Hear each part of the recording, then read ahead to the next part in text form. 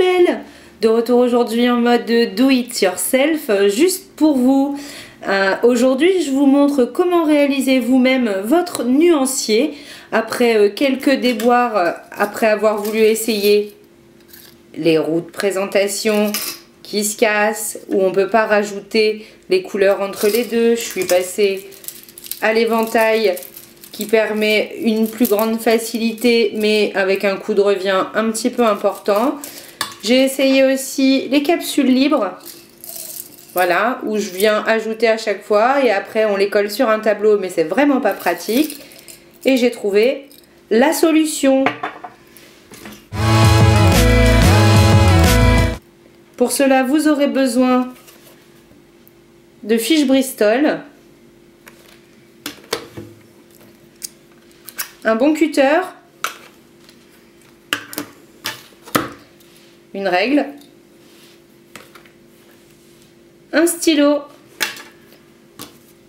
et quelques petits rubans. Première étape, la découpe des petites fiches Bristol. Je vais faire des bandes de 3 carreaux environ. Donc j'ai pas de perforeuse sous la main, c'est pas un problème, les fiches Bristol sont déjà perforées. Je pourrais donc récupérer 2 bandes sur chaque fiche Bristol. Donc un premier trait, 1, 2, 3 carreaux. Le trou est dans la colonne du milieu, c'est parfait. C'est pareil de l'autre côté. Je prends plusieurs fiches d'un coup pour plus de rapidité.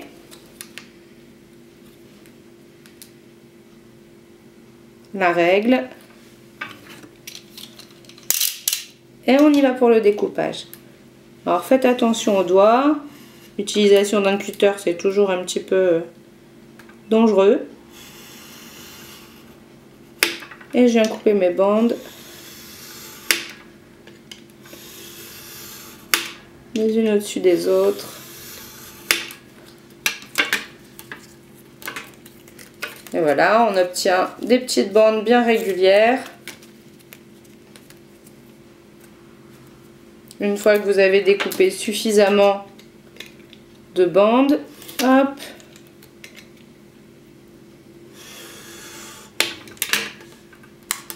on peut passer à l'étape suivante. Deuxième étape. Une fois que vous avez vos petites bandes découpées, on va venir mettre un repère sur le bas à 3 carreaux. 1, 2, 3. On viendra tracer une petite marque, un petit trait qui servira de repère pour la suite. 1, 2, 3. Un petit repère sur chacune de vos fiches ou vos bandes de fiches, la partie opposée au trou. Vous allez vite comprendre.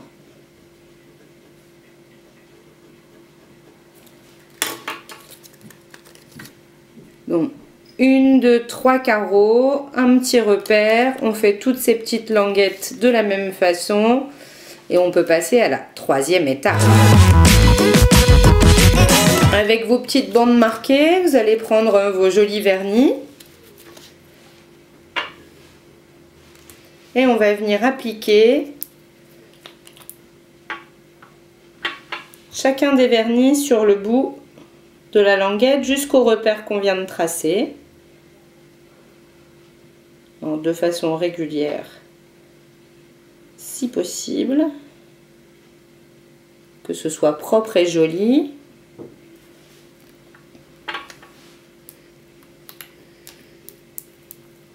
Donc une petite couche de vernis sur le bout de notre carton et pendant le temps de séchage on va venir ajouter, alors moi je marque le nom de la marque. Donc ici Kiko, l'appellation s'il en a une, magnétique, Denain, holo, ce que vous voulez.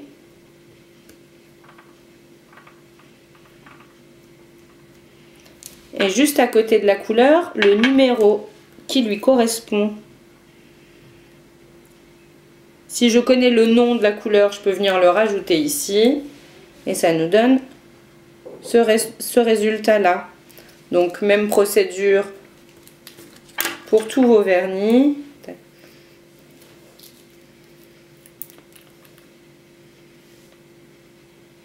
Une petite couche régulière jusqu'au petit trait repère.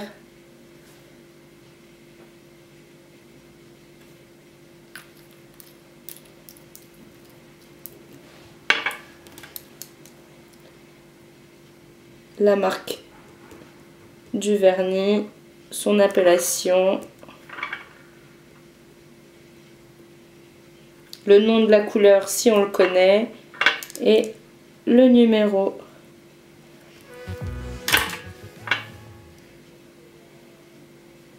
Voilà le résultat, bande par bande. Donc vous procédez de la même façon pour chacun de vos vernis. Et une fois que c'est fini, on peut passer à l'étape suivante.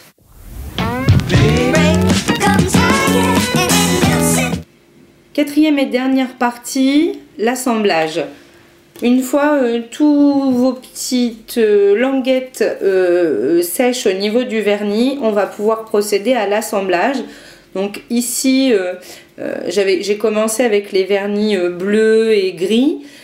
J'ai choisi moi de les classer par ordre de numéro. Alors après c'est un choix, on peut préférer les classer par couleur. Là je les ai mis par marque et en ordre chronologique au niveau du numéro, en partant du plus petit numéro au plus grand. Donc je les ai classés dans l'ordre. Hop, une fois qu'ils sont tous bien classés, je les rassemble. Et à l'aide de petits nœuds dans ce genre là, mais vous pouvez utiliser de la corde fine, toutes sortes de rubans que vous trouvez un petit peu partout. Moi je les récupère en général sur les boîtes de dragées ou quand il y a des cérémonies sur les tables, on trouve toujours ce genre de petites choses et j'en récupère à chaque fois et ça me sert systématiquement. Donc je vais passer l'extrémité du ruban à l'intérieur du trou de chaque languette. Voilà, donc je les ai tous, ils sont toutes rentrées sur mon ruban. Hop. Alors moi je double le tour, je trouve que c'est mieux. Ça permet que les fiches tiennent de façon plus serrée. Ça n'empêche pas de manipuler le nuancier et du coup c'est un petit peu plus stable. Donc je fais hop un tour avec un premier nœud. Voilà, et je répète l'opération en rentrant les bouts de ruban une deuxième fois de chaque côté.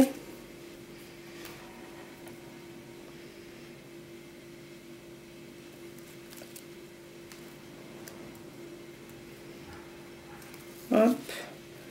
Voilà, je serre un petit peu et moi je trouve que c'est plus joli avec un nœud forme boucle. Mais ça c'est pareil, hein, c'est vraiment au choix, question de goût. Donc des nœuds boucles comme pour un laçage.